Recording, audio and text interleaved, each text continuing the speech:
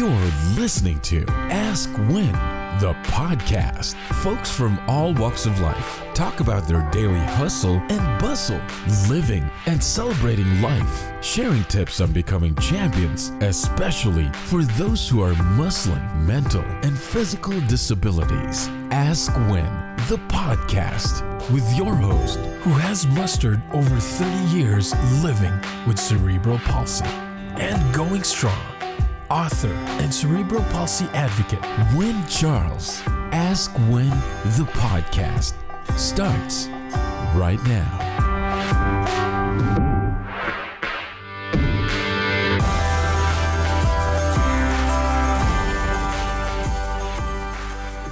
Welcome to Ask When, everyone. Today's episode, I have Mary with me, and we're going to be talking about something that, how do I put this? That the peanut gallery, aka the kids, shouldn't probably be listening to, because I knew about this going in, and I knew about this going into this podcast. Mary is actually a grief and bereavement specialist, and I find it ironic that I invited her on my podcast as we come up to a year of my father dying. But so maybe you shouldn't have this episode round on when the kids are in the room.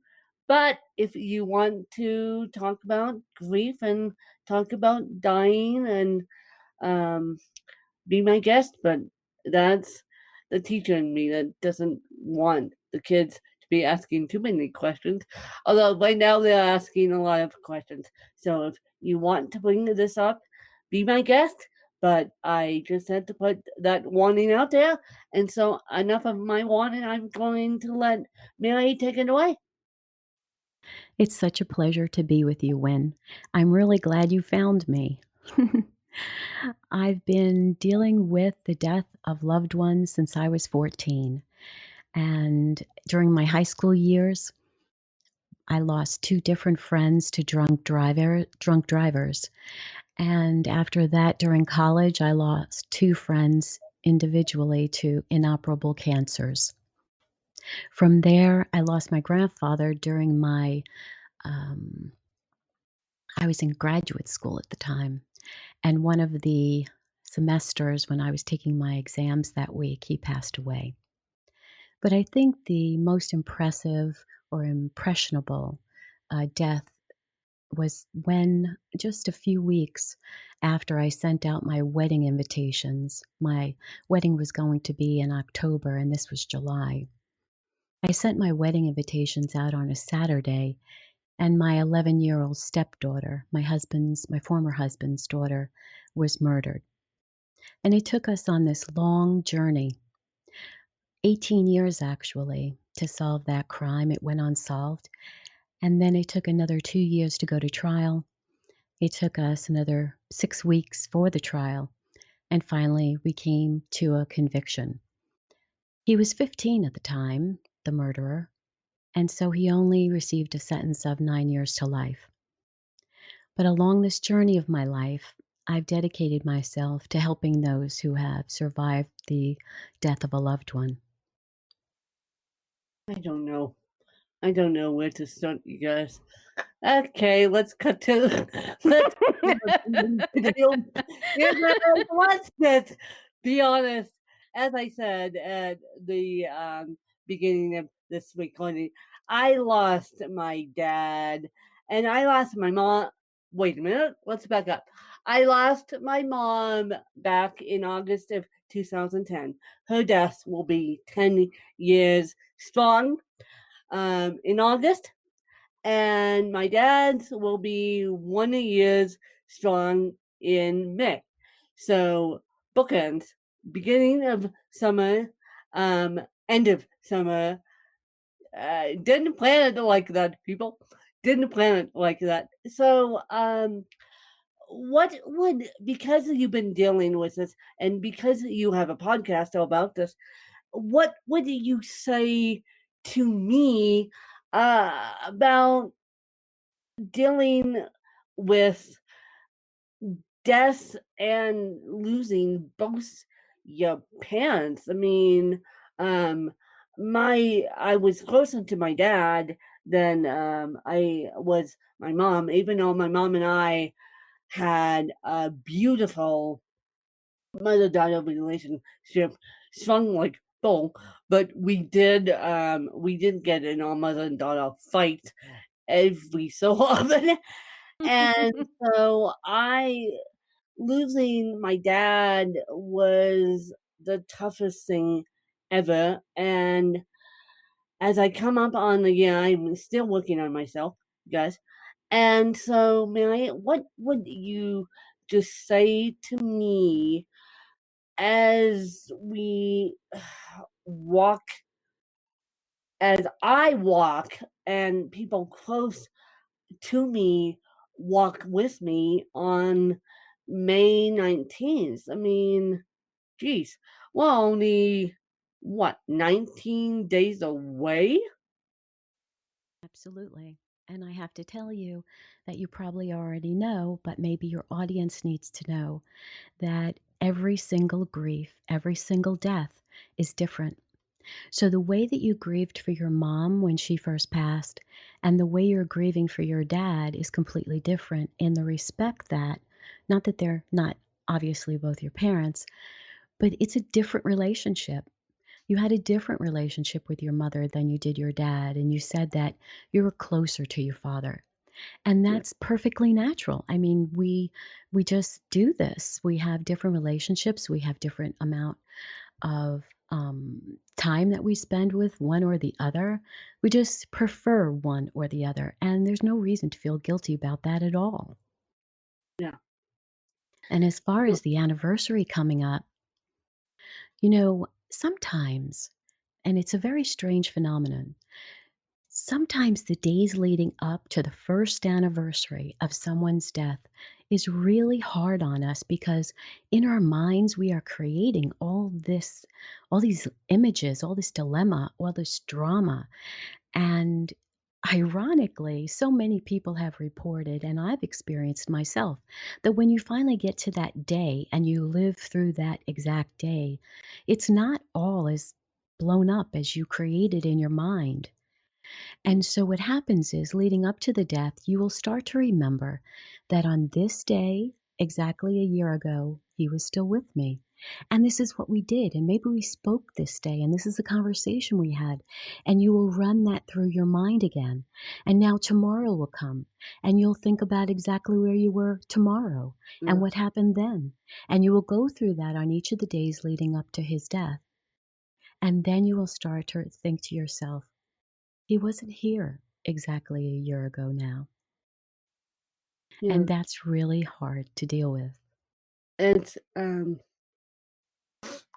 it's interesting because we got the call on from him, not from doctors, not from anywhere else. We got the call, I guess, in his, and he was so, he didn't want anything to do with cancer. He didn't I wasn't there at the cancer diagnosis. Yes, I told my stepsister a little white lie. I said, I because I knew that he was going to ask where I was, and I knew it was cancer the whole entire time. And because I could tell the telltale signs of cancer in him, Mhm, and I knew mhm. his personality, and so I said to my stepsister, who took this in, and then told my dad, and then my dad relayed the message back to her. We'll tell when it's cancer, and we'll carry on. But I told my stepsister at the time that I was back at the hotel doing homework because I Mm, didn't want to be around the doctors. I didn't want to be around the diagnosis. I didn't I wanted to be with him, but at the same time, as his next kin, his only next of kin, I had to step back and grieve myself and figure out my plans for me in Denver because I knew this was going to be a long haul. I Mhm. knew with chemo, uh, and at the time we were looking at chemo, but I knew with chemo or with him passing away, I knew it was going to be a long haul.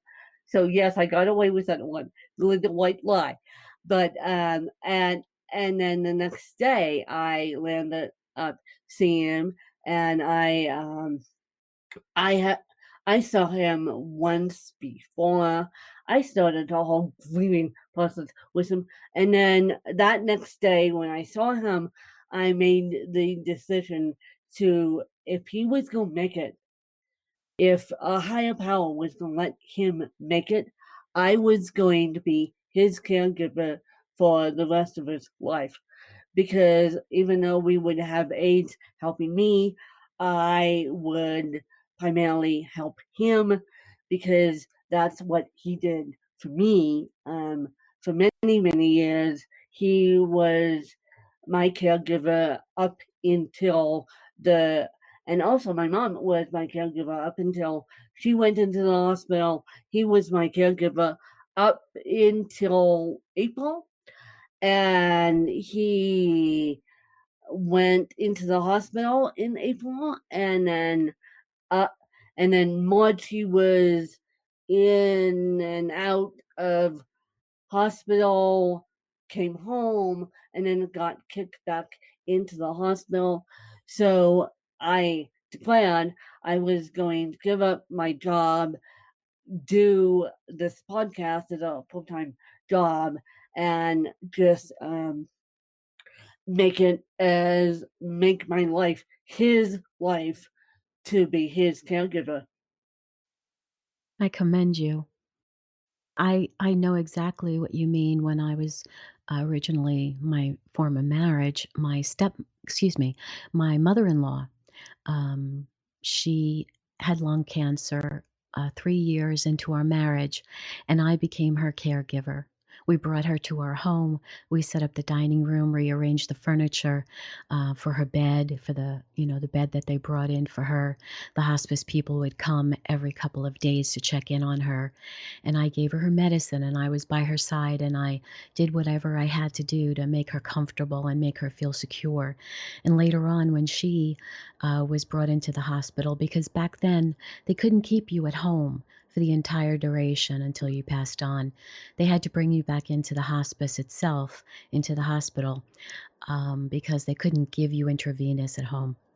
So she passed away from the time she was diagnosed in early February until when she died. It was Memorial Day weekend, actually a few weeks from now.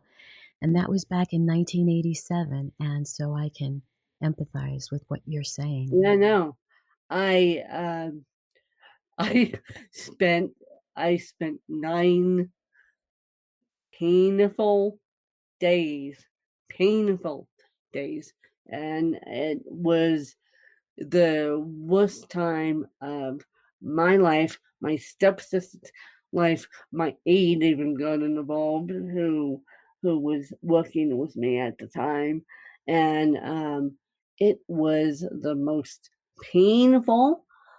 God, watching a 6'2" tall guy barely be able to take a shower, you guys, and that's why. And I didn't tell you guys until he was in he I told I I didn't tell you guys what was going on um until I was certain that he was in a safe place, aka the hospital, because I didn't know whether I was going to have to call 911 in the middle of the podcast. And so yeah, but dealing with grief and dealing with all that, hey, that's just a tough subject. And I'm sorry to those of you that are losing family members due to COVID-19. I mean, let's talk about that. I heard about three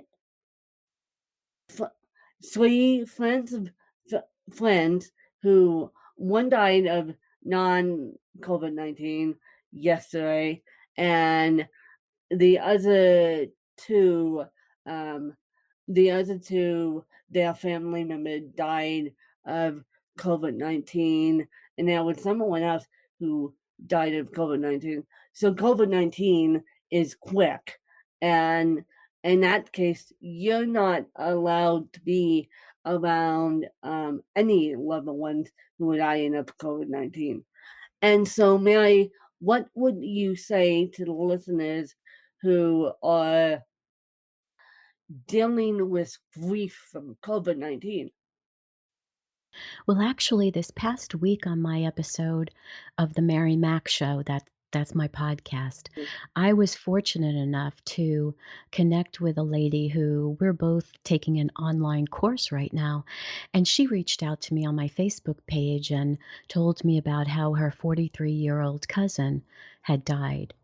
And her cousin Alexis, that's her name, Alexis was vibrant and bright and, doing so well in life. She had her husband, two children. She was an entrepreneur. And unfortunately, she had asthma and allergies, and the virus attacked her significantly and fast. And within a matter of days, she was in the hospital. She had been on a ventilator. They had taken her off the ventilator, and then they thought she would do very well, but she took a turn for the worse. They had to put her back on the ventilator, and within a very short period of time, she passed away. And Diane was the cousin, and she was so gracious to write me the story, which I shared with my audience. And it's episode 22, I believe. And it was really difficult to read her experience. Um, the truth is that no one, like you mentioned, no one's allowed to go into the hospital and see their loved one once they've been diagnosed with COVID. And unfortunately, once they're put on a ventilator, you can't speak with them any longer, even if you could get a phone call in. So the guilt and the remorse and the feelings of being impotent and regret and just overwhelming sadness to not be able to be at the bedside of someone you love. I mean, we never thought anything like this would ever happen in our country or elsewhere. Not until like 1918, since then, has this occurred, and most of the people who were alive back then are not so now. So this is a completely new thing for us, and we've never been put in a situation, at least not that I'm aware of, where we couldn't physically go into a hospital and be with someone who is dying. So there's a lot of um, extra grief, I would say, extra things that come up. You think that, why couldn't I have done this? Why did people stop me? Why did this even happen?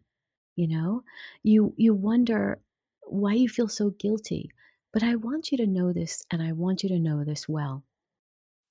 You are not responsible. You are not responsible for this. This came on so suddenly, whether it's from China, which is what the prevailing thought is, wherever it came from and however it infected your loved one, you did nothing to deserve this. And I want so much for you to realize that you must let this go. And I say that in the most loving way. You couldn't control it. It wasn't anything that you did. I want you to remember that there's no reason to feel guilty about this. No, and that's a beautiful statement. And I said to my dad, I said, well, number one, I said, I love you. I'm going home. And I don't think I don't, because with lung cancer, it's a mass pressing on your lungs. So your oxygen to your brain is being cut off.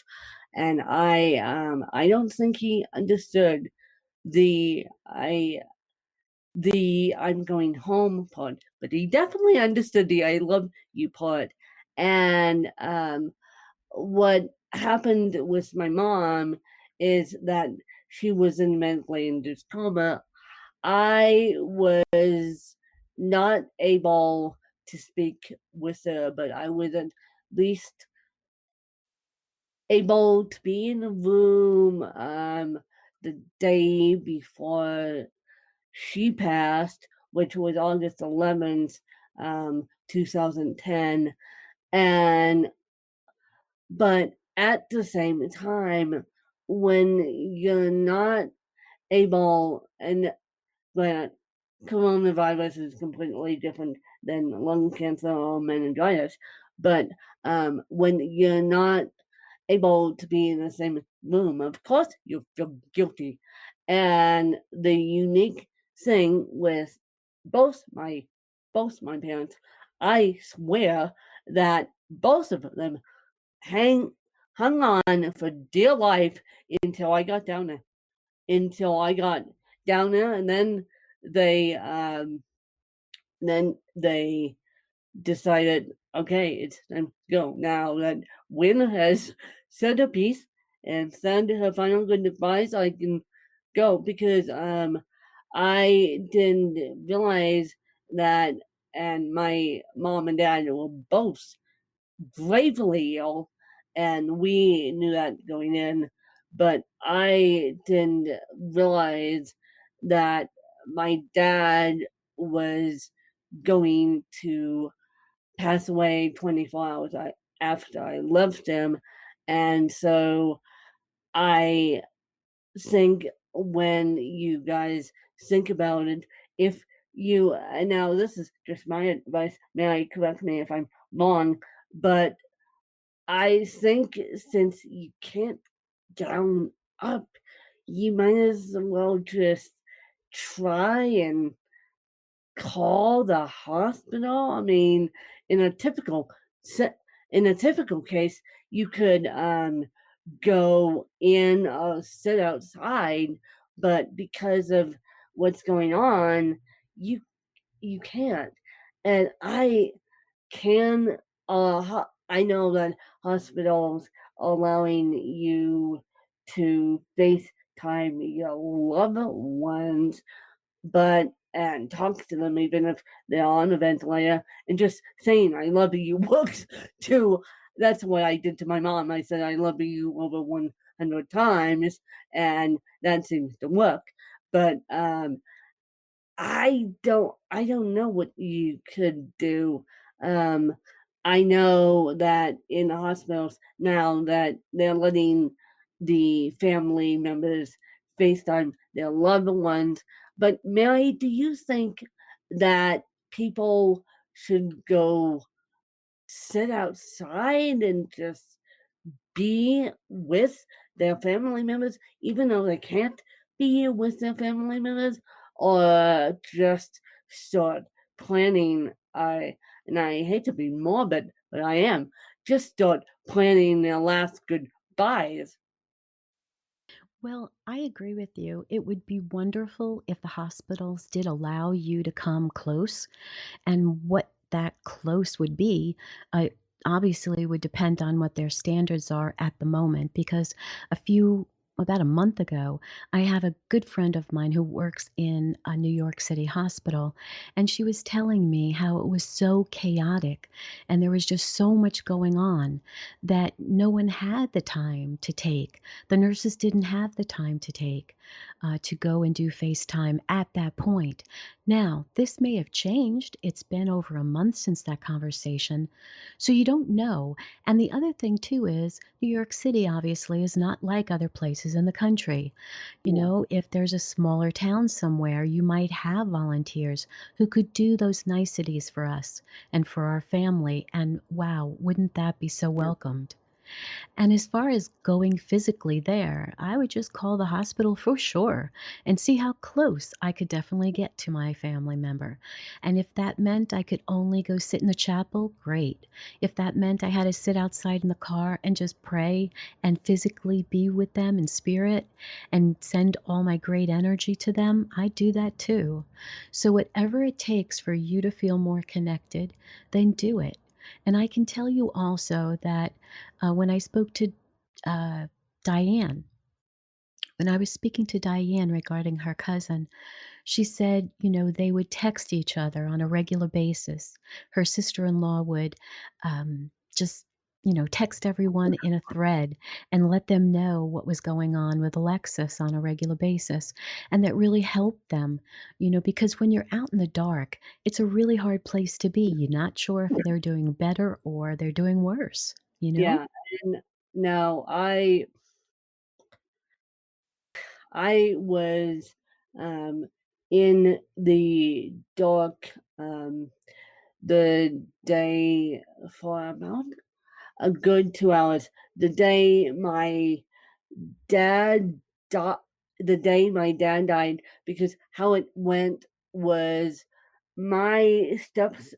I got a call from a random number, me being the oblivious dummy, didn't pick up the phone.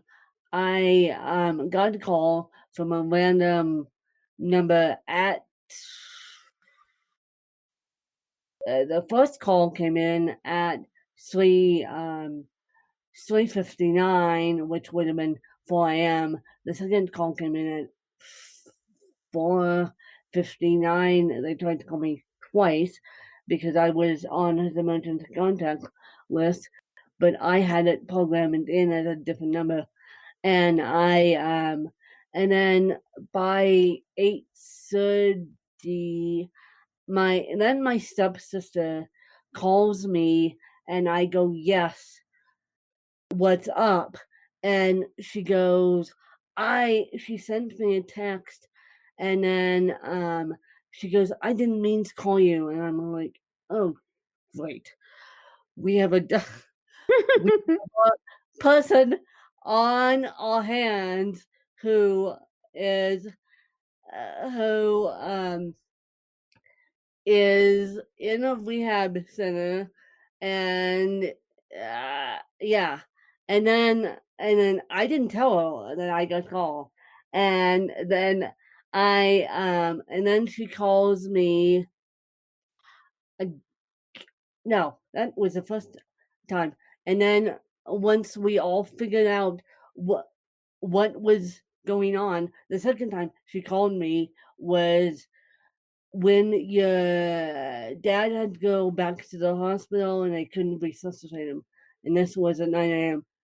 By in the midst of her phone call at 9 a.m. and in between 6:30 and because I've been up since 5:30, knowing that something was wrong, and Wow. in between um 5:30 and 9 a.m., I was on a wild goose chase trying to track my dad down, trying to track Wow. what happened down. And of course, the rehabilitation center was no help. And so, yeah. And in the midst of it, here I am, which my aide has forgiven me for this. My aide at the time has forgiven me for this. In the midst of me trying to track my dad down, I am screaming at the top of my lungs, I'm the next of kin. Help me find my dad.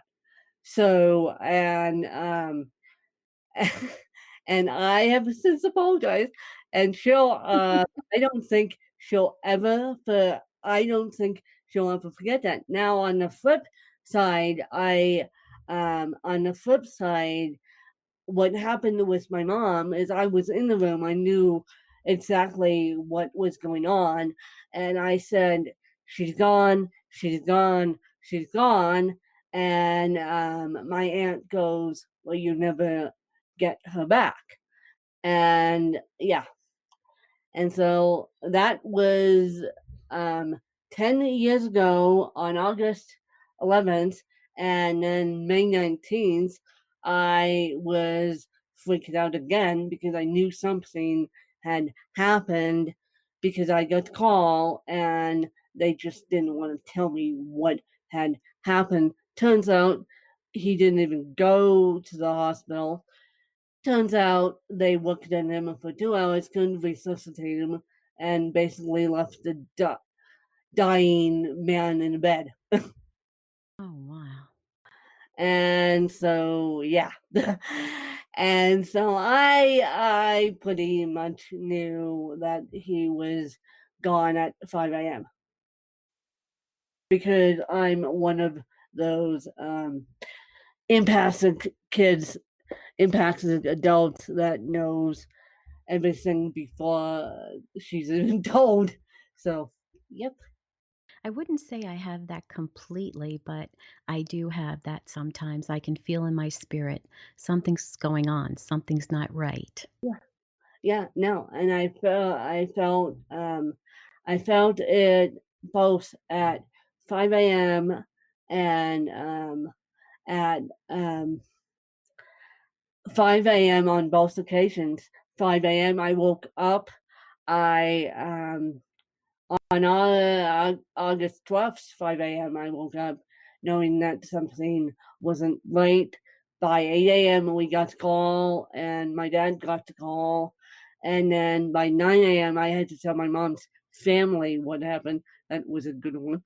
And then, and so by 9 a.m. on May 19th, I knew exactly what happened. I knew what had happened, and it's scary when you get those life changing phone calls, especially nowadays when you can't go anywhere to see your loved ones and to say your final goodbyes. Absolutely. In my podcast this past weekend, I encouraged people to have a Zoom wake or memorial service and to do it now. And the reason I did that is because there are certain places in our country and around the world where they aren't really having the body back for quite some time. And there are times where it's being sent off for cremation, and then the ashes are at the funeral home, and you aren't able to go out yet to go get it. If you're still, Well, you I know, if I can jump in here for mhm. just I know in now, granted, I have family in New York, but I've been told on the news that they're doing mass graves. They're doing mass graves and piling these bodies up in graves because coronavirus is coming fast and furious. I have heard that in certain places, especially in Italy. In Italy, they don't have as much land, you know, and they've been doing, mass graves. But the thing is because most of us are still quarantined, it's slowly, releasing now. They're slowly releasing us. But if you are still quarantined and those who had deaths of loved ones due to coronavirus many weeks ago, they didn't have the opportunity to go and do anything on behalf of their loved one. And so in some cases, it was sort of dictated to them by their authorities on what they were capable of and what could happen.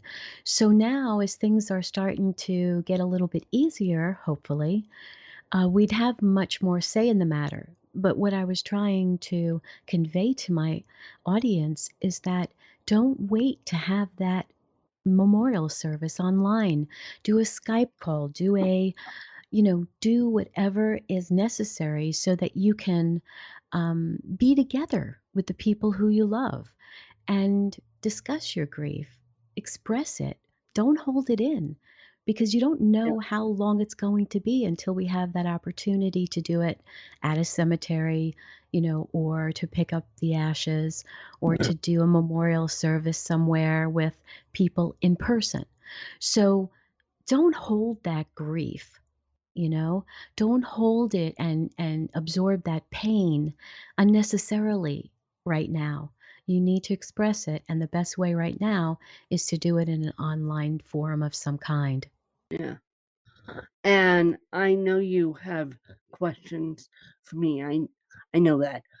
And so, Mary, take it away and ask those questions. First of all, I want to commend you for having the courage to have me on. Because there's a lot of people who have a really tough time talking about this, right? I And don't. so I excuse don't. me? I personally don't have a tough time talking about this.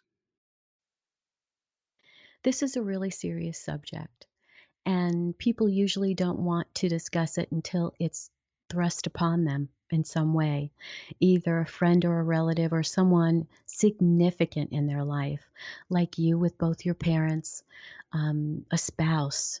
Maybe you lost a child, your sibling, your grandparents, people who really matter to you. And by the way, just because you don't have a fancy label attached to your name, and this is one of the myths of the grieving process, just because you don't have a fancy label, that doesn't mean that the person who died was any less significant to you. So, for example, if you've had a childhood friend, maybe a girlfriend, who you've known since you're like 9 years old, and you keep in contact with them continually, well, when they die, you're going to be a lot more devastated than, say, for instance, a grandfather who lives 3,000 miles away, who maybe you've seen only a handful of times in your life and hasn't been a great part of your life. It might be a neighbor, it could be a business colleague. There are so many people in our lives that don't have the proper labels, but yet the relationship is what is most important on how you grieve. Well, So, yes, I commend you. And I guess one of the questions I might like to ask you is if you don't mind sharing, and if this is too close, I'm fine with that. We can bypass it. But knowing that you are compromised, do you think about that? What goes through your mind? I do. I do.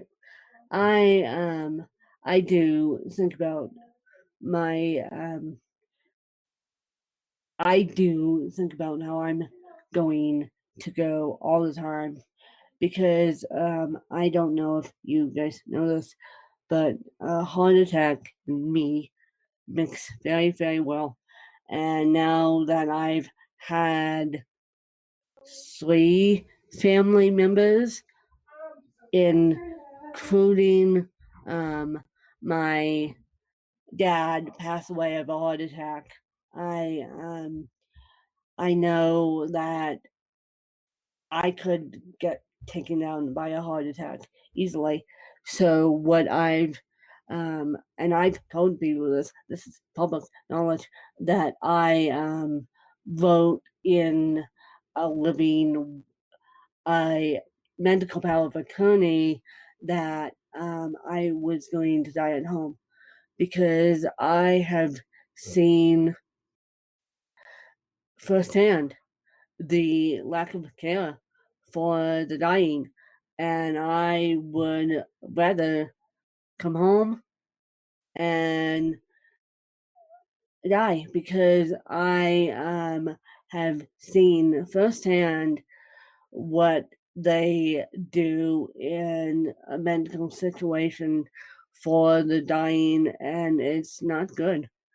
It's not good. I mean, they as I said, they worked on my dad for 2 hours and then let his fiance and stepdaughter pick up the pieces. They didn't even tell us that he was still at the rehabilitation center. They did. We all thought that he went to the hospital, and they started working on him in the hospital. Nope, the EMTs came, and that was a sobering moment when I realized that the EMTs came and worked on him for 2 hours and pronounced, I don't know who pronounced him dead at this point, and then pronounced him dead and left him dead body, left him trached, left him with his eyes rolled back. Oh So my. think you think that I don't want to die in a hospital? Yep, that's why. That's why, because I have seen firsthand, and this is the first time my fan base knows what why I don't want to die in a hospital, because I know firsthand what they'll do to me. They'll I would get better care via my stepmom, via my aides, via aides who's ever going to be around me, and via my stepsister than I ever would hospital-wise. I could completely understand that. And I've seen some of that myself from family members as well, and I found it almost my duty to be at their bedside 24/7 when they were hospitalized at the end of their life for that exact reason. Because if I wasn't satisfied with the nursing care or the doctors, I was the first town crier, and I just go right up to the nurse's station, and I was, expressing myself and how I wanted it done now. And if those people that I loved had me as their advocate, they might have been dealing with what your dad did. And it's a horrible thing. But at the same time, even if you're punked, no, you guys can bark and squawk at me for this, and you guys can bark and squawk at me for what she just said. Um, at the same time, if you're parked by a nurse's station at in an ICU unit and your machines are going 1,000 miles a minute, and you can't hear yourself think because those machines are going 1,000 miles a minute, the nurses don't want to do anything. So if it wasn't for me calming my mom down, and this was 10 years ago, and so if it wasn't for me calming my mom down by saying, I love you, mom, I love you, mom, I love you, mom, there's no doubt in my mind that she would have passed away of a heart attack, because she was in no shape to be her own advocate, and no one mentally trained was around her. And no one medically when we were dealing with my dad, even in the hospital, they were saying he has a shadow on his lungs, and we don't know how to treat him. And then, and then I was in the room when a doctor walks in and says, Mr. Charles, have you been around drywall? He says, no. I almost stood up and chased the doctor down the hallway. He had been around drywall from 92 to 2010 due to his business. And so particle dust, drywall dust can cause cancer. And so that's what I believe how he got cancer. And so, yeah. Wow. And I just want to express my devotion and my complete um, delight and happiness that we have all these amazing nurses and doctors who do what they do and do it so well. But they are stretched thin and they can't be at your person's bedside all the time. And especially now with COVID-19, you cannot be your own advocate. If you're laying there and you have a trach down your throat, there's no way that you have the strength or the power to communicate with what you need. And especially since none of our loved ones are physically in the room to decipher what they need or, what needs to be done for them, that they want. There might be a DNR, do not resuscitate order. There might be a living will. There might be a many different things. And so it's just a horrible situation that we're in right now. And for other times when COVID-19 wasn't around, we had a lot more flexibility. Yes, we You did. had a lot more choices. And I'm hoping we get back to that very, very soon because right now that feeling of impotency is really tough. Now, Mary, if a person were, and I will explain why I say this in a couple minutes, but if a person were to reach out to you, would you help them be their loved one's advocate? I don't know that I have the capacity to do that as one person, but I could definitely help them know how to help their loved ones, maybe in a conversation or through an email if they want to reach out to me. But if they do start to listen in to my podcast regularly, I give a lot of tips and information on how to deal with your grief. Yeah, and you guys, just let it go. Just I don't care if you're crying in the bathroom about it. I don't care if you're on the bathroom floor. I don't care if you're in the middle of a hike. I don't care if you're in the middle of a hike. I don't care if you're in the middle of a grocery store. Just let it go. If you can, I know with social distancing, and we're not allowed to do this, but if you can, just reach out to someone who knows you via phone and um, who who can give you that virtual hug and pick you back up off your feet. I mean, pick you back up, but it's like just let it go. Don't hold the grief in because holding grief in is bad for you. Absolutely.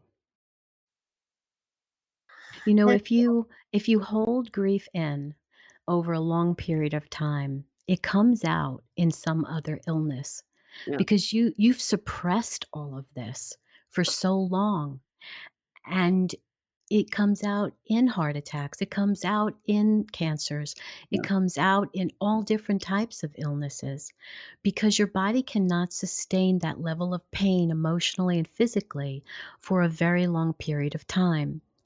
A person needs to be at ease. And if they're not at ease, then they will develop a dis-ease, the opposite. yeah, And so I encourage you very strongly to take the time to sit with yourself. Get out a gratitude journal. That's what I encourage all my listeners to do from the day one of my podcast. And when I encourage them every day to write 5 things that they are grateful for in that gratitude journal. And I do this intentionally because, sometimes when we are so sad, we go into this spin, we go into this, what I call the rabbit hole. We just keep spinning all the difficulties in our life, all the pain, all the things that aren't working, and we move ourselves into this like depression. Yeah. And the reason we have to do a gratitude journal is because if we start to look at what we have, what we what we do have, what we gain each day, and we are grateful for even the littlest things. I woke up this morning and the sun was shining. My sheets are so comfortable. I'm so grateful that I have someone who loves me. I'm so grateful for all the food in my cabinets. Right now I'm so grateful that I'm well, especially now, right? And you do this every day on every night or every morning, first thing you do or the last thing you do. And you write that in your journal. And then the next day you write five different things, new things. And you keep doing that. You're going to start to put yourself in a state of gratitude, a state of loving, a state of, comfort for yourself, in your own spirit.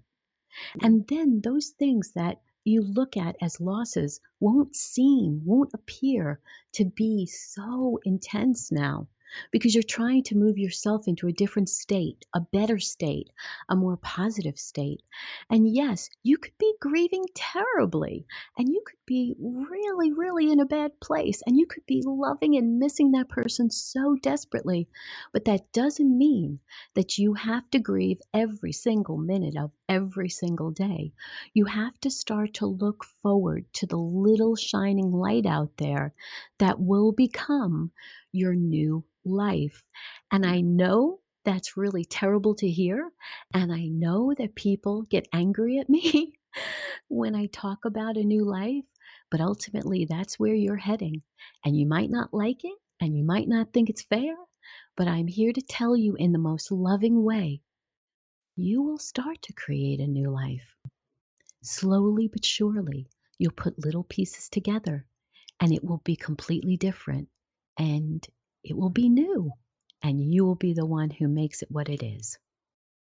Well, that's a beautiful way to end this statement, end this podcast with that statement. Now, you guys, if you want to reach out to me, you're more than welcome to it. And Mary, where can people find you? I have a website that's www.marymac, that's MARYMAC.info. And if you go there, you can pick up my little mini ebook that's for free, and it'll help you on your journey. It's called The 21 Things You Must Know About the Grieving Process. And I encourage you to pick that up. It'll give you a really good overview of what's to come. And whether you're just starting out in your journey or whether this has been a long time for you and now's your time to deal with your grief, I encourage you to go pick up that book. And you can reach me there. And my podcast also is The Mary Mac Show. And you can find that on all the platforms, the podcast platforms. We are heard every week. We have a new podcast. It comes out at Sunday morning at 3 a.m. on the East Coast. And I look forward to hearing your comments. Leave me a comment, rate and review. Let me know how you're doing. You can do that on my blog, which I have a blog for every single episode, so you could do that there. And there's plenty of ways you can reach me. So I look forward to hearing from you. I wish you well. I really do. This is a really difficult time, whether your loved one is dying or died of the COVID virus, or whether they are dying from something other than that. You are in my thoughts and prayers, and I'm right here for you. And you guys, I am right here for you too. And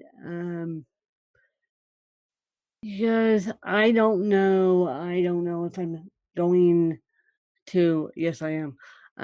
Because I got on a podcast, Mike, that on Sunday, May 19th, I told you guys what was going on, and I will be making myself present on May 19th, yet again, 2020.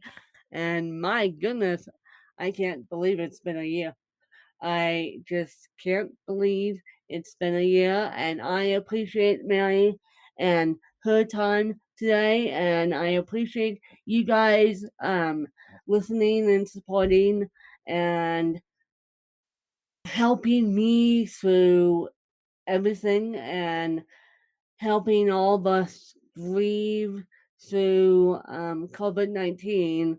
We have different thoughts about COVID-19, but at the same time, it's time to give ourselves permission to grieve about COVID-19, even if you have a loved one who is dying. But even if you're dang well and healthy, you should give yourself permission to grieve about COVID-19. I couldn't agree with you more. And so, thanks to you guys, and I will catch you guys later. Thanks to you guys. Bye. You just listened to Ask Win, the podcast. To become a guest in the show, visit our website at askwin.weebly.com or call 816-591-3399. Just look for Danielle. Connect with Win on Twitter at WinKellyCharles and like our Facebook page at Butterflies of Wisdom. You can also purchase Win's book through Amazon.com or get a copy of the audiobook through Audible. Ask Win, the podcast.